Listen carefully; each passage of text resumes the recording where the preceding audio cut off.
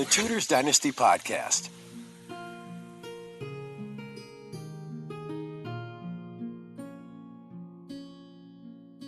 So welcome to this episode of Tudors Dynasty's series on Mary I, England's first crowned queen regnant, hosted by me, Johanna Strong. I am finishing up my PhD at the University of Winchester about Mary's legacy, and this week I'm joined on the podcast by Peter Stiffel. Peter is a PhD student at the University of Kent, researching contemporary Marian portraiture and imagery.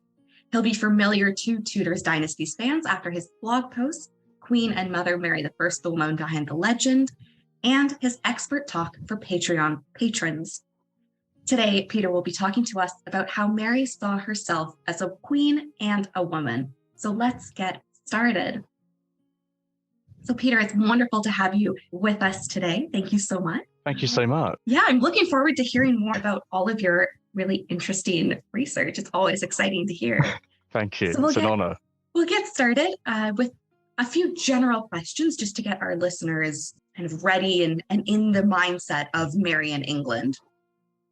How did Mary generally see herself as a queen? Kind of how would she have perceived her own kind of status and power?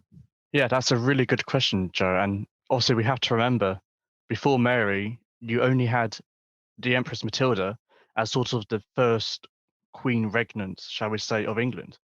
Obviously, you then had Lady Jane Grey, but obviously that's very controversial. Was she queen? Was she not queen? So for argument's sake, we'll just say Mary was the first to be, because she was the only first woman to be crowned in her own right at Westminster Abbey. So she succeeded in doing it. As a queen, obviously, it was a unique situation because she was both king and queen. She was both the ruler and, the justice, but she was also the female side of that. She was the compassionate, the merciful, the one who intercedes on your behalf.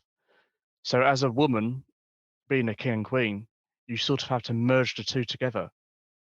And that's just if the situation in England had been normal before the Reformation, if she'd just been Catholic. Obviously, since the Reformation, she had to be portrayed as this sort of Catholic savior. You had Edward, and before that, Henry, and England had become this Protestant haven. The Protestants they were winning the war, shall we say. And you just had the Edwardian policies and Somerset and Northumberland. So Mary had to portray herself as Veritas, shall we say, the goddess. She's the new truth. She's the daughter of time, which obviously later goes into her motto. So she's the true successor, the bringer of peace. And it's not just her thinking that. There were countless authors at the time saying the same sort of thing. One example is Robert Winfield's Vita Maria, which records the initial stages of her rule. And he calls Mary sacred, holy queen. I mean, he even goes on and says she's the new Virgin Mary. So there is that reverence towards her as being England's queen, England's saviour, England's mother, shall we say. John Seaton also writes, and so does William Forrest. They always make this link with the Virgin Mary. This is this woman who's nothing special, really. She's not special, but she's been called into a position of power, and she's there to save her children, basically, from the heresy that is currently engulfing England. To begin with, obviously, Mary's portrayed as, she's a virgin queen. She's the first virgin queen. Everyone always thinks about Elizabeth as the virgin queen, the mother of her people. Well, actually, Mary was the first one to do that. Mary's, she knows she's royal. There's no doubt about it. She knows where she stands. She knows her inheritance. She does have that Tudor fire, but she's also got that Castilian and Spanish spirit from her mother and obviously her grandmother, Isabel of Castile. So she has a lot of powerful female blood in her, as well as obviously her father, Henry VIII. I guess incredibly interesting to see just how much she pulls on that religious imagery and then the political imagery, and then just the idea of she might be the first crowned female ruler in England, but she certainly positions herself as being in a line of female rulers, which I think is one thing I think in English history, we often look at Elizabeth I as being, she's the next in the line, but really Mary positions herself as kind of this is just normal, accept it. I'm the queen and the king, as you say. Well, exactly. I mean, going from that, the Regal Act of 1554, that cements that position, saying that a queen is a queen regnant is as powerful as any king before her. So she is the first to categorically state this is how it works. If a woman becomes queen, inherits the crown, there is no difference between her and her male predecessors. And obviously, then Elizabeth then adapts that. Absolutely. She is, I think, kind of the ground breaker for so much of what we identify as Elizabethan. But actually, we can push that back 5 years and go, well, really, it's Marian. So Exactly. it's always so nice to kind of look at these trends and go, hang on a second, we can push that back a little bit. Mm. Yeah, and it's you do start to wonder because once you start doing that, you start seeing all of these Elizabethan ideas, virginity, motherhood. Like I keep saying, well, hang on a minute. Even if you compare just two famous speeches, you've got the Mary Stuart Hall speech and you've got Elizabeth Tilbury speech. If you compare those two, they're very, very similar in their context and how they portray themselves as a queen. Yeah, it's one of those. Mary may not have said the words. I mean, Elizabeth may not have either, but Mary may not have said that she has the heart and stomach of a king, but she certainly lived her life with that in her mind, knowing that that was true. Yeah. No, I think even further from that, she didn't need to say that because she knew, and so did everyone else. They knew exactly what she was like. They knew she was the daughter of Henry and Catherine. She didn't need to prove herself, whereas maybe Elizabeth had to because of obviously Anne Boleyn. Yeah, Mary knows she is the daughter of kings, and that just kind of goes without saying. So Yeah, we've no, seen how Mary portrays herself and understands herself as a queen, but we've also talked about a little bit how she saw herself as kind of a mother to her people. But she also, when she gets married, has this position as a wife and then as a potential mother to biological children. And so how did Mary see herself in those more traditional female roles? well, I think the best way to answer that is really in her own words. So I'm just going to quote a couple of sentences from that famous 1554 Guildhall speech. And for your listeners who may not know what on earth we're talking about, it's in the early days of 1554, you had Thomas Wyatt, and he led a rebellion against Mary, potentially against the Spanish marriage. Obviously, some people think it's more about religion than the actual marriage. But even though Mary was advised to leave London, escape, hide away, she said, no, I'm going to stand my ground. She went to the Guildhall in London, and then she gave this wonderful speech in front of a large crowd of Londoners. And it turned the battle around. And they were enthusiastic. They were, like, yes, we've got to do this. And they, they had a crushing victory. So I'm just going to quote a couple of sentences from her, which will obviously answer this question. I am your queen, to whom at my coronation, when I was wedded to the realm, and to the laws of the same, the spousal ring whereof I have on my finger, which never hitherto was, nor hereafter shall be left off, ye promised your allegiance and obedience unto me. I say unto you in the word of a prince, I cannot tell how naturally a mother loveth her children, for I was never the mother of any, but certainly a prince and governor may as naturally and as earnestly love subjects as the mother doth her child. Then assure yourselves that I, being sovereign lady and queen, do as earnestly and as tenderly love and favour you, and I thus loving you cannot but think that ye as heartily and faithfully love me again, and so loving together in this know of love and concord, I doubt not but we together shall be able to give these rebels a short and speedy overthrow. I think that sort of explains, she is the mother of England, but she's also the wife of England. And it is been told that when she wore her spousal ring, which was the ring which you were given when you were crowned, she never took that off. And that is your wedding ring to England. So it shows how committed she was to not only being, just a queen and the giver of justice and the lawmaker, but she was a wife of England, as well as obviously Philip later on. But I'm sure we'll talk into some when we talk about some of the portraits later. It is interesting where each sort of spouse, shall we say, is in terms of her heart. Who's more important, England or Philip? Yeah, I guess that's a perfect transition into getting into some of those portraits and images. So why don't you start with the first one? We're going to go through, I think, a few contemporary depictions, and you're going to point out some of what they reveal about how Mary saw herself and how, by extension, we should be looking at Mary. So I will let you walk us through those. And for our listeners, all of these are going to be in the show notes, so you can pull those up and follow along as we're talking through them. Brilliant. So why don't we start? So we're going to portrait at the Society of Antiquaries, and we believe this may be the first portrait of her as a queen. So you can clearly see she's in a very regal position. She's standing behind a red cloth of estate.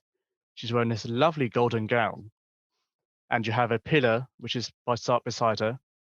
Now the pillar symbolizes strength, stability, and it's very similar to Habsburg iconography. Yeah, should really explain who Hans Eworth was. He was a Netherlandish artist. He lived in England, and he was given citizenship basically under Mary's rule. And he was actually a Protestant. So we always think of this idea that Mary hates Protestants. Well, she did actually, she favored some of them as long as their religion was kept between themselves. But going back to this portrait, you can clearly see she stands in a very regal position. Her shoulders are wide. Her gown splits the frame as well. She takes up this space. What's very similar, actually, is she's very similar to her father, Henry VIII. So we always remember his famous Holbein stance, hips on the shoulders, legs apart, the codpiece. Well, this is sort of her equivalent to that. This is the female version of it. She is majesty. She's queen. She's protector. She's savior. And we do believe this portrait may have been painted around the early days of 1554, January, February, due to the furs that she wears. So it's quite significant that this painting's around at the same time of Wyatt's rebellion. Is this a painting after the rebellion? Is it before the rebellion? Is this to symbolize her motherhood? We're not quite sure. But if we take a look at a couple of the jewels, you notice she wears a cross.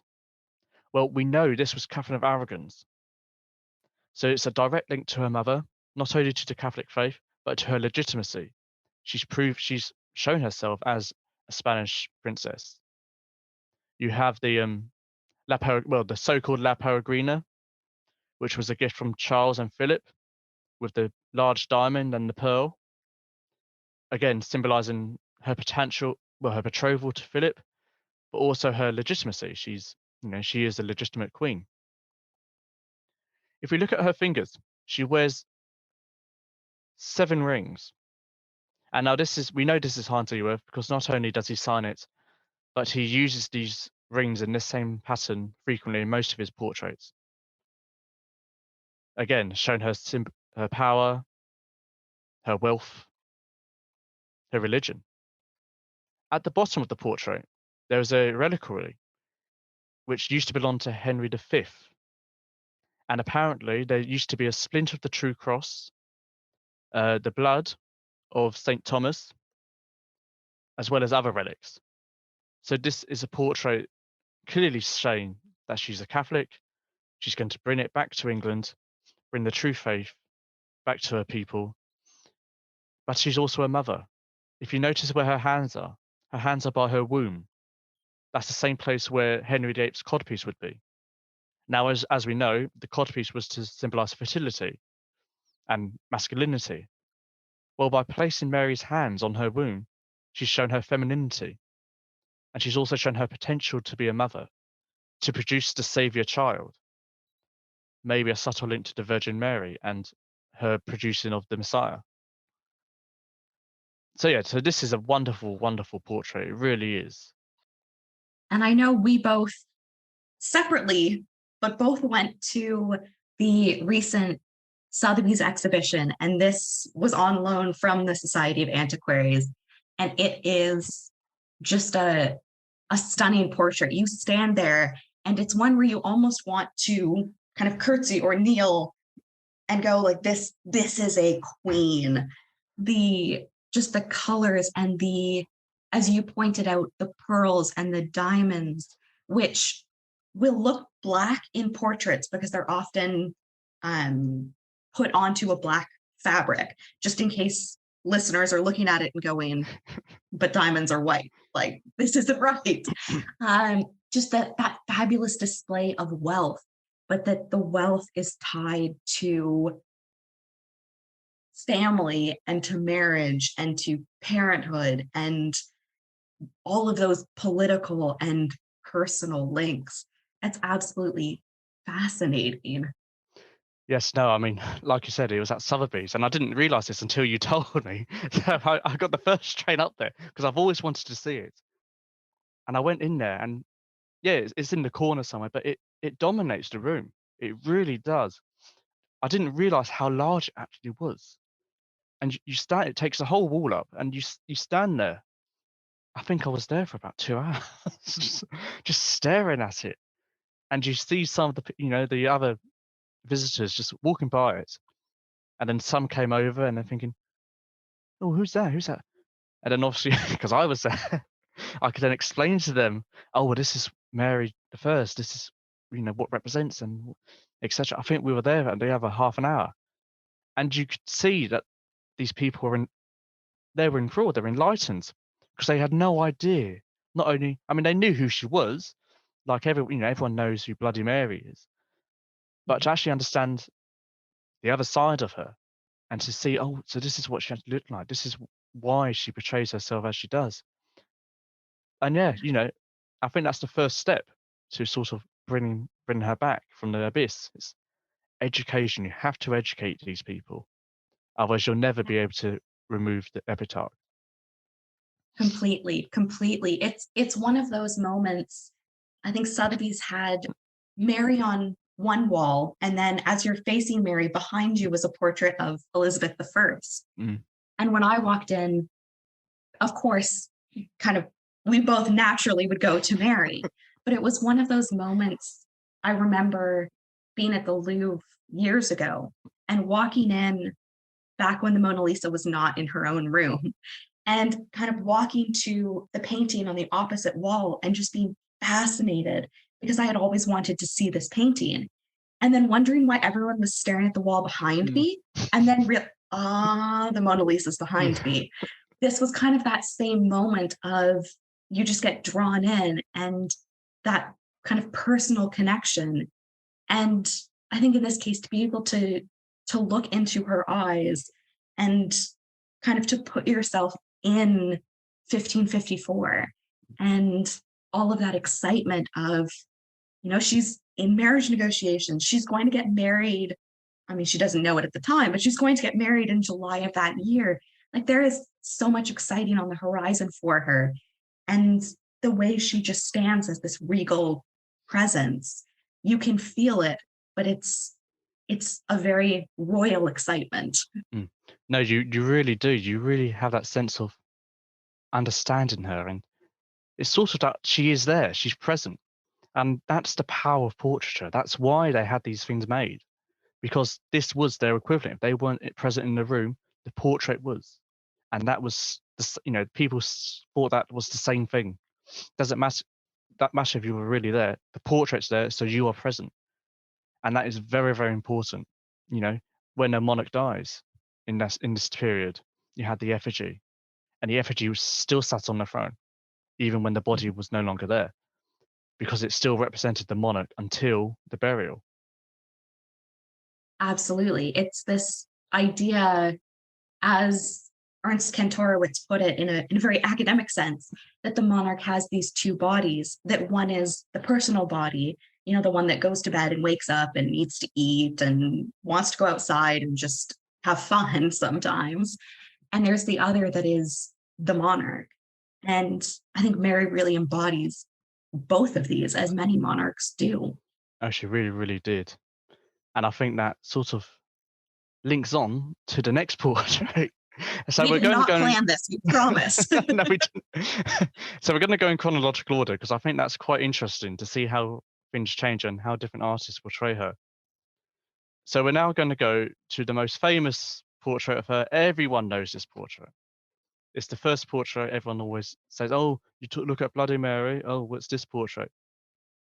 I didn't used to like this portrait, but after you start to actually understand what Antonis Mor is doing, I have to say it is one of my favorites now. But I have lots of favorites. My favorite changes every day, so take that with a pinch of salt. So to your listeners who don't know who Antonis Mor is, again, he was in the service of Charles V and Philip II, and he was the Habsburg court portraiteur. He was the Hans Holbein for the Habsburgs, basically. He painted all of the Habsburgs. And some people disagree with when he actually came to England. Some people think he came with Philip when he arrived in that July. Some people think he came later. The portrait that we're looking at now is currently in the Museo del Prado in Madrid. It belonged to Charles V. So this is Charles's copy of this portrait. There are at least 3 contemporary copies, which we will go into because there are a couple of differences which is quite significant.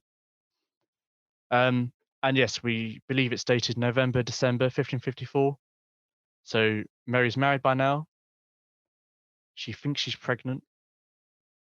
And this portrait sort of hints at that.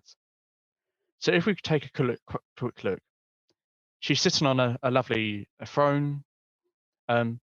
Actually, a Spanish scholar is recently believing that the chair may actually be from Catherine of Aragon, which I had no idea about. So there's that cementing of Spanish-English alliance, her legitimacy. She's the sole daughter of Henry and Catherine. If we take a look at her, again, she's wearing the same jewellery as Hans Eworth portrayed her with the La Peregrina, or I should say the so-called La Peregrina. It's we're not quite sure whether or not it is. Maybe, may not be. If we actually look at her face, because I always like this with Antonis Mor's portrait. So when we think of Mary, we always think, oh, she must be this miserable lady. She's depressed all the time. She's got a fierce temper. Yes, she did have a fierce temper. But if we take a close look at her face, if we look at her smile, she's actually the only Tudor monarch to smile in her portraiture. Now, it's a very small smile, but it's sort of that hint of her youth, her excitement. She's finally married. She's pregnant. She's finally going to fulfill her desire to bring England back to the true faith with this male child which she bears. Again, linking back to the Virgin, whereas the Virgin bore the Messiah, Mary will bore the Messiah for England. Again, Mary's with her lovely blue eyes, bluey grey eyes. She's wearing a lovely loose Murray gown, which is why we think she's pregnant at this point, because you have to accommodate the swollen stomach. Now, the significant thing about this portrait, which I really want to talk about, is her rings on her hands. Now, as we mentioned before, Hans Eworth always had 7 rings on her. Moore does a similar thing, but he manages to show the rings in better detail. It's more lifelike, so it's easier to differentiate between them. Now, if we look at her spousal finger, her wedding finger, you notice she's got the coronation spousal ring, which is fair enough because she's married to England. On top of that is her wedding ring. So she's married. So we know this has to be after July 1554. What is insignificant is they're both on the same finger, but the wedding ring is on top of the spousal ring, sorry. So the spousal ring is closer to her heart because of the belief back then when they believed the vein from that finger went directly to the heart. So her spousal ring and her kingdom comes before her material husband, sorry. She's both wife to England and to Philip. She's potential mother. So this portrait isn't just of a moody woman. This portrait's of a mother and a wife. Yes, she's not wearing a crown, and some people think she's just seen as a consort in this picture. But I think it's more than that, because she never really wears crowns in any of her portraits. She doesn't need to, because she knows who she is. She's the Queen of England. She's the successor of Edward VI. And her rings prove that she is not just a king, but she's also a mother. Again, a mother and a wife. Yeah, and I just like this portrait. It is really, really nice. And obviously this portrait was copied thousands and thousands of times. But what is significant is that 2 English copies of this, which we believe is either by Mor or by his workshop, show us slight difference. So this copy in the Isabella and Stuart Museum was apparently Mary's own copy. So this is how she ordered a copy from Mor. Whereas, and if you look at the wedding ring, well, it's not there. There is no wedding ring. Why is there no wedding ring? I was at the Isabella Stewart Gardner. It's in Boston for kind of listeners on that side of the pond. My sister is in Boston, and I forced my family to go and see this. And I was on my phone, literally just pulling up the pictures and going, I don't remember seeing that many rings. So I'm glad you pointed this out. I'm not quite sure what they all mean yet, but they must all mean something. But yes, no. I mean, I'm still just so shocked. No one's really thought about this. No one's looked at it. Why is there no wedding ring? Now, I mean, we could say, oh, it was painted before the marriage. But if we know Mor wasn't here till November, December, or after the marriage, well, there's no excuse why is there no ring? Could it be a mistake? Maybe, but why would you miss that out and have everything else basically the same? It's very, very interesting that Mary's own version of this portrait, she doesn't have her wedding ring. She just has her spousal coronation ring. And this isn't the only one. If we then look at the Marquess of Northampton's copy, again, no wedding ring. Now, was this a copy of the original Mary's? Maybe. They do look very, very similar in terms of how they depicted the rose and obviously the missing wedding ring. But it is interesting how the English copies do not talk about Philip at all.